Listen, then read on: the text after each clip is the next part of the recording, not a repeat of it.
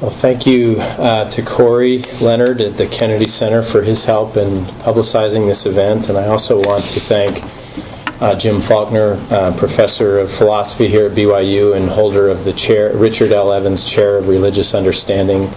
It is with his generosity that this event and Professor Grimm's visit has been sponsored, so special thanks to Jim for his support. It's a privilege and an honor to have Professor Grimm here. I think this is going to be a very fruitful and interesting presentation. I want to mention that Professor Grimm is going to speak, and I'm going to invite a former student of BYU, alumnus Jason Brown, who's actually in the joint degree at Yale in forestry and in the Divinity School studying with Professor Grimm. He's going to take a few moments after Professor Grimm's remarks to provide some of his insights, and then we'll have a question and answer session, and then at the conclusion of that question and answer session, Professor Grimm has a documentary clip that he wants to show related to religion and the environment. So we hope you'll be able to stay all the way to the end. We expect that we will go over a full hour, so if you have to leave, we're sorry, but go ahead and leave. But if you can stay all the way to the end, I think you'll find it very valuable. John Grimm is currently a senior lecturer and scholar at Yale University, teaching courses that draw students from the School of Forestry and Environmental Studies, the Yale Divinity School, the Department of Religious Studies, the Institution for Social and Policy Studies, and the Yale Colleges. He is a coordinator of the Forum on Religion and Ecology with Mary Evelyn Tucker and series editor of World Religions and Ecology from Harvard Divinity School's Center for the Study of World Religions, a very important series of publications on world religions and the environment. In that series, he edited Indigenous Traditions and Ecology, The Interbeing of Cosmology and Community in 2001. He was previously a professor of religion at Bucknell University and at Sarah Lawrence College, where he taught courses in Native American and Indigenous religions, world religions, and religion and ecology. His published works include a book entitled The Shaman, Patterns of Religious Healing Among the Ojibwe Indians, and an edited volume with Mary Evelyn Tucker entitled Worldviews and Ecology. He is also president of the American Telyard Association, an organization that is dedicated to the future of the earth and of the human community. He received a BA in theology and history from St. John's University in Collegeville, Minnesota, and an MA and PhD in history of religions from Fordham University. So it's my honor to welcome Professor Grimm to the BYU campus, and I ask that you join me in giving him a welcome as well.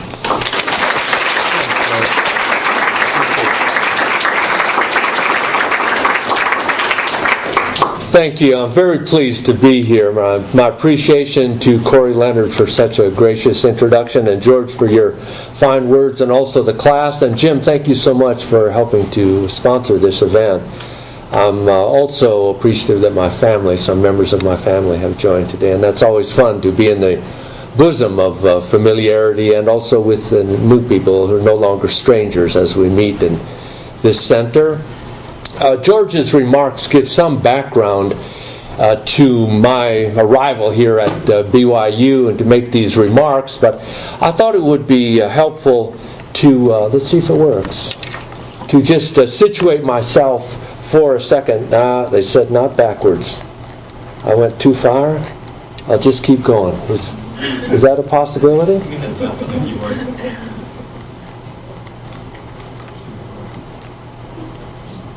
Now what do I do? Start all over again? Probably just click it's right on. Now, soft touch. There it is. I thought it would help a bit to give some sense of what a historian of religion does, and how historian of religion moved towards religion and ecology, or the study of environmental matters as they relate to religion. This PowerPoint presentation is rather impoverished, but I thought it would help to see some of the remarks. My wife, Mary Evelyn Tucker, and I began this project in 1995-96 at Harvard when we were on a sabbatical at the Center for the Study of World Religions. And in some sense, that project in 95-96 was a culmination of a decade prior to that, where we had been asking ourselves the question, how is it that historians of religion can contribute to this environmental issue, can make some contribution to our understanding of these issues? My wife is a scholar of East Asian Confucianism especially, and I do work among Native American peoples, and my dissertation was on the Anishinaabe people of the Great Lakes region. But my studies 35 years ago began to move onto the western drift plains of the Missouri River, somewhat west of where I come from originally in North Dakota, namely to the Crow or Apsaloke people in Montana. So I've done studies, and this picture shows a ceremonial of the Crow people that they call Ashkise. It can roughly translate as an imitation lodge or a big lodge, or to use a more technical term, a cosmic lodge. They are making a structure which they see brings the larger structure of the universe present in this place.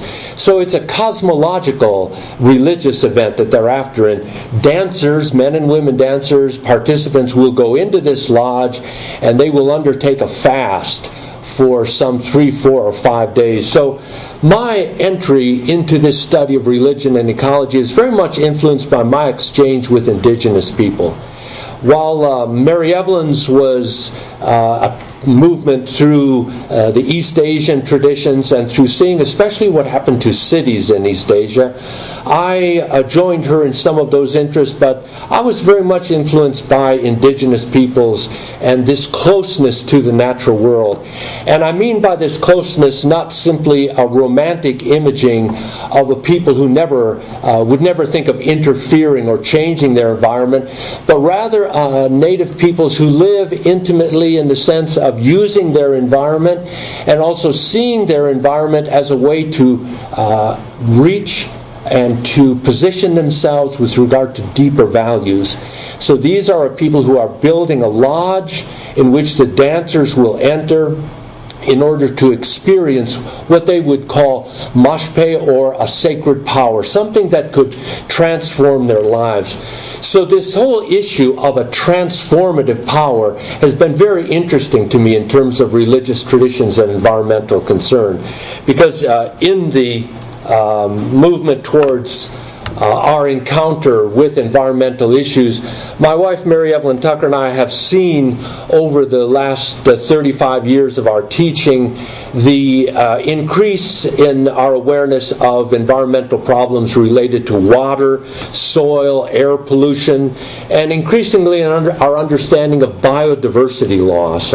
And now that understanding that all of us are aware of, and yet its ambiguity is present to us also, namely climate change. We're not sure exactly what the future holds for us in terms of the changes that we see, and we use terms like global warming, and we begin to be aware that maybe it's not just something comforting like warming, but it's more erratic changes, like when I came out of Connecticut the last few days, I drove through a 4-inch snowstorm. Maybe not so unusual at this time of year, but maybe the sequence of storms on the East Coast, especially the Category 2 storm that dumped 6 feet of snow in the Baltimore region. It's generally not reported that that was a cyclonic movement in that storm, which is very unusual in a winter storm, and also the fact that it was a Category 2 winds. So this type of erratic weather begins to present itself to us as an array of understanding these environmental issues. And the question that came to Mary Evelyn and myself was, what could we contribute? So we began to formulate this understanding that the religions themselves had something to contribute to our understanding of human-earth relations, and that the environmental issues, as they developed and as we began to understand them, they called for an understanding of the values with which humans position themselves in relationship to the natural world. Let me give one example. At the bottom here I have this example of the AMNH, the American Museum of Natural History, sixth extinction, and the ornithological search. The sixth extinction reference is to the Hall of Biodiversity at the American Museum of Natural History. It's one of the great natural history museums in the world, located in New York. Certainly in Washington, D.C. is another, and several other sites around the world. But in New York, the American Museum of Natural History is one. And this Hall of Biodiversity is a rather elaborate and demanding display of the variety of life forms on the planet. And on the floor in this particular hall is a statement by the museum itself that we are aware of 5 prior extinction periods, and that we seem to be now in the midst of a 6th extinction period in which biodiversity loss is especially heavy. Ed Wilson, the entomologist at Harvard University, talks about a bottleneck that we're heading towards, namely that we will see biodiversity loss increase, and that as we move forward, humans will play a much more important role in determining which species will go forward. So it's these types of questions that my wife, Mary Evelyn Tucker, and I were considering in our role as historians of religion. And at one point, actually, when we had done the conference series at Harvard, we came to the American Museum of Natural History, and we asked them, we went to the provost office and made the request that we hold a culminating conference at their institution. We thought, of course, that we would have to lay out all of these elaborate arguments about the relationship of science and religion in terms of environmental issues. And indeed, we did begin to lay out these issues to him when he held up his hand and he said, this is not necessary. He said, I have my own view on what it is that you're trying to do. He said, recently we had a search for an ornithologist here at the museum. We had 6 final candidates. And when we brought them to the museum to interview them, 4 of them, during their interviews, saw their birds go extinct. It sent a ripple through the museum. It began to raise for us the question of what are we doing as scientists when we examine these issues of biodiversity and biodiversity loss? Are we, as one book title says, simply standing at the margins of extinction and watching life go down and doing nothing about it? So he said, these are questions for us which we have not answered, but the values piece for us is an issue that we feel the museum needs to discuss.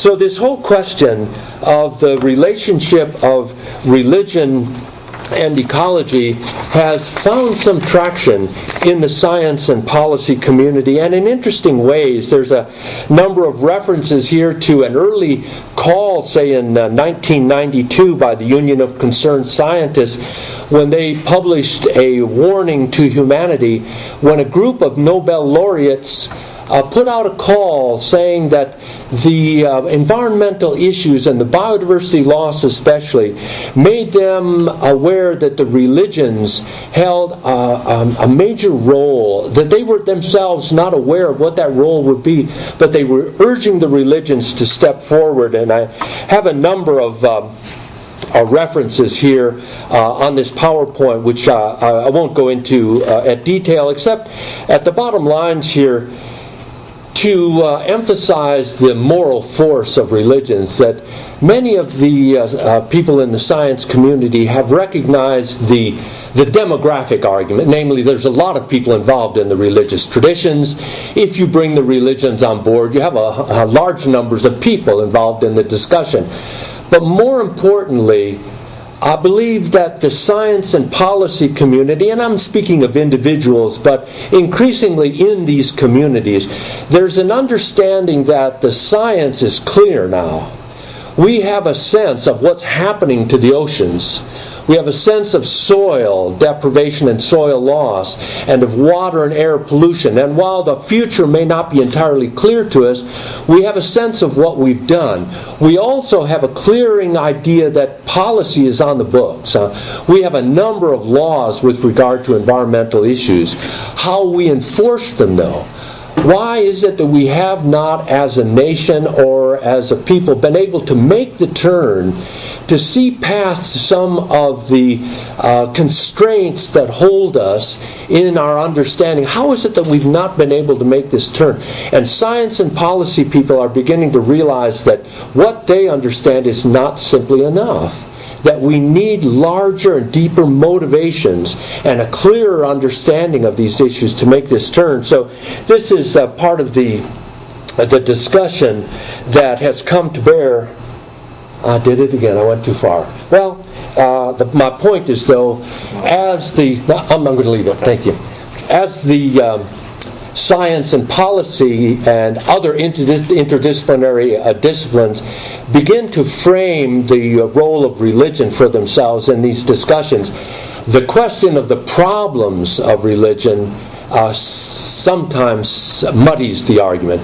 And in fact, for many in the science community especially, the problems with religion truncate and obfuscate the argument that religion does not bring anything helpful, that there are all of these problematic character of the dark side of religion, which is suggested by this slide, even in the picture of a particular Buddhist image. But the question of intolerance, the question of doctrinal statements that tend to canal thinking rather than to open that expansive thinking, along with these frank recognition, though, of the problems of religion, I think we can also see the promise that the religions are ancient transmitters of values questions. The religions have been at ethical issues for so long.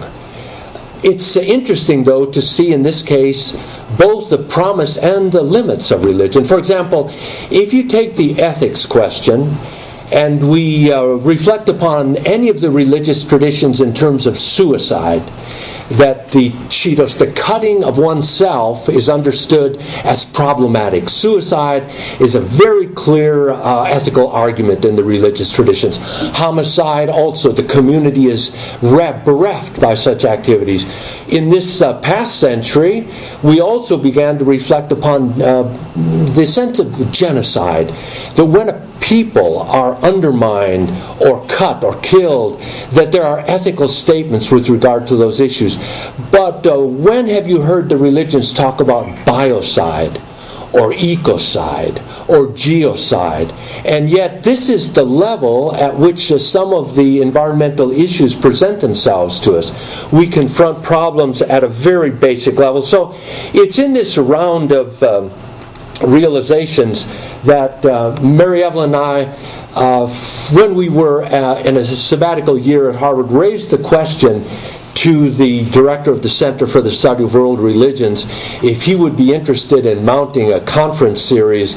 And to this day, Larry Sullivan will tease us that when we came into his office and proposed, well, let's do 10 conferences and take 2 years and invite over 1,000 people and manage to get the funds, perhaps $4 million to pay for this. And I would pipe up to Mary Evelyn's comments and say, I don't see a problem with that. And the director, of course, teases us to this day that we were able to carry this conference series forward and produce the series of volumes. But when I look back on it, I really can't imagine how we did it. It was an effort of love, in the sense that we saw problems in different settings in the world, and we saw very little attention to them in the religious traditions. And in these conferences, there was a series of dynamics, and I just want to talk about a few of them. We did 10 conferences. They were separate conferences over a 2-year period, so each was focused on a particular religious tradition. We had specialists who helped advise us who to invite, and they were closed conferences with open presentations like this in the evening. But the dynamic of interaction was very interesting in terms of where these positions saw themselves in the religion and ecology question. Namely, every conference this happened. When we invited, for example, the Islam and Ecology Conference, 150 Islamic scholars, and they were from every Islamic country on the globe. And of the 150, perhaps 126 or so were Muslim scholars themselves. So when they arrived at Harvard, you could cut the suspicion in the air with a knife. There was this feeling like, why have you invited us here again? What do you expect from us now? The old colonialist question of exploitation. But when they looked around the room, they could see these were fellow Muslim scholars, and gradually the tension diminished and the real work could begin. But this is the dynamic that I wanted to present to you. In the opening day, and generally to the second day, there would be this great celebration of the values, the scriptural references, or the ideas in this tradition that affirmed environmental concern. And so there was this almost self-congratulatory emphasis in the discussion that indeed indigenous traditions or Christianity, I'm saying that all of the traditions went through this exercise with themselves, that they had the ideas to meet these challenges. By the second or third day, there would be that lone voice, and that lone voice would stand up and say, if we have the answers to these questions, why do we have all these problems? And that's when the real work began. When people within these traditions would begin to reflect, we have something to say to these issues, but what we have to say is necessary for us to go forward, but it's not sufficient. And what we need to be is in dialogue with those who have already been involved in environmental concerns, scientists, people in policy, educators, people in the different disciplines. So these conferences involved not only scholars of religion in these traditions, but every conference was also structured around having people from the different disciplines for dialogue. And the inspiration for these conferences is varied, of course, but I wanted to mention two especially. Thomas Berry, who passed away this year at 94 years of age, a historian of religion who was my teacher and mentored my dissertation at Fordham University, and has done a number of works, chief among which are The Dream of the Earth and The Great Work, 2 volumes of his fuller body of work, which I think are especially important for this type of discussion, because he attempts to lay out what it is that religions bring to these discussions. And one of the questions that he was very keen on focusing on was the issue of cosmology, the sense that traditions have stories. It's all a matter of story, he would say. Stories that they tell about how this world came to be and what is the nature of human-earth interactions. So his understanding of cosmology and the story, the narrative character of human-earth interactions. Du Weiming, the Confucian scholar at Harvard, was very instrumental in our concern not to overly criticize Enlightenment values, not to erase or wipe off the table all of the issues that are foundational to this particular nation, the United States and all. Although this was an international conference, we were interested in those values that are articulated in the Enlightenment and that find expression in our critical academic work, and to see what larger connection those Enlightenment values have, because they are much criticized now in terms of the environmental crises, namely rational industrial processes linked to environment that are often seen as at the base of the environmental crisis. So the conference series itself, as it resulted in the series volumes, presents us with an array of penetrating insights from the religious traditions, all of them predicated upon the understanding that the religions are necessary for going forward to meet the environmental concerns, but they're not sufficient. And this conference series also brought forward a number of insights from different traditions, which I wanted to give just two examples. From the Islam and Ecology Conference, there was a very interesting discussion when the anthropologist Peter Brosius had an exchange with the indigenous scholar Mutang Urud. And the basis for this discussion was a critique that Peter Brosius mounted with regard to the term sacred and the use of the idea of sacred space, sacred land, especially in the environmental community. This argument has some traction. Generally, the environmental community does not explore the religious depth of that particular issue, but they see sacred as having also a spiritual dynamic to it. Peter Brosius brought forward an argument which I thought was very interesting. I just wanted to present it here to you, that in Indonesia especially, the term sacred had been used to subvert the sovereignty arguments of indigenous people in Indonesia. Namely, the government of Indonesia took the map, say, of Borneo, and they spoke with some native people, such as the Kelebet Penang people, and they asked the Kelebet Penang people to designate for them those sacred spaces. And the government of Indonesia then located those as the regions of Kelebet Penang ownership or sovereignty. And all of the other Kelebet Penang property was then opened up for settlement, logging, and development.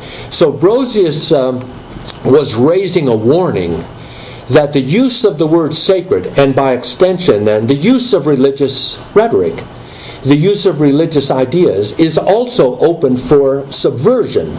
And I think that's a very important consideration in this type of topic, that along with the problems and promise of religion, the critical understanding is really crucial when we enter into religious discussions. Because religion has a subjective character to it, and it's a signal, it's a seminal, it's such a significant part of the religious dynamic, the subjective, personal, and community reflection upon subjective issues. So Brosius raising this question, Mutang Urud stood up next, and he gave a very interesting reflection from the fact that he was now in exile from his own country, that he was the gentleman who had mounted logging protests against his government because of this whole policy of moving peoples out of their homeland. And he reflected for us upon his community's movement through this land, and reflected upon a walk to a particular lake where a ceremonial would take place. And he said, "Come from me as I walk in my mind to that lake." And as he went through that walk, he stopped at particular places, some where ancestors of his had been buried, some where particular events in his own life had occurred, places where his family would stop to eat before they arrived at the lake, and then the lake itself where the ceremonial would take place. In other words, he was trying to give us an understanding of what the word sacred meant to his people. The sacred was involved in the life way of his people, in the day-to-day activities. So this is a very interesting dynamic that surfaced in this particular conference around the word sacred, an understanding from within the tradition, an insider understanding, and an outsider understanding, which is very important for the larger discussion of religion and ecology, namely the use of religious rhetoric. The indigenous example I also wanted to mention, or the Brosius example was from the indigenous. From the Islam conference, the terms Khalifa on the bottom and Amana, misspelled there with an M, but Khalifa is in Arabic the reference in the Quran to trusteeship, often translated as vicegerent. This sense in the Islamic tradition, which surfaced in this tradition with some force, and which I find interesting in terms also of Mormon reflection upon pre-creation understandings of the earth dynamics, that in the Islamic tradition there is also a sense of Allah or the Creator calling forth creation before it is created, and speaking to creation and raising the question of amana. Who will accept the trust? Who will take responsibility for creation? And in the Quran, the human steps forward. And there's this rather beautiful line where God, Allah, smiles at the arrogance or the hubris, the pride of the human and the folly of the human to step forward as if they could actually responsibly take care of creation. But it's a very interesting doctrine within the Islamic tradition. So the sense of reflection of these scholars upon ideas within their tradition. The conference series as a whole then brought forward a number of reflections that I list some of them here, of altruism and compassion within the religious traditions, that these ideas are very helpful for the traditions to reflect upon what is it that they can bring to these discussions. Community building, justice in the climate change issue. This is very important. Who will be most affected by climate changes? And often these are communities, very low-income communities located next to ocean front. The ability of religions to mobilize passion and inspired action. And so down the list here to see what it is that surfaced in this conference series and in this series. And then also the values that are shared across religions. And in as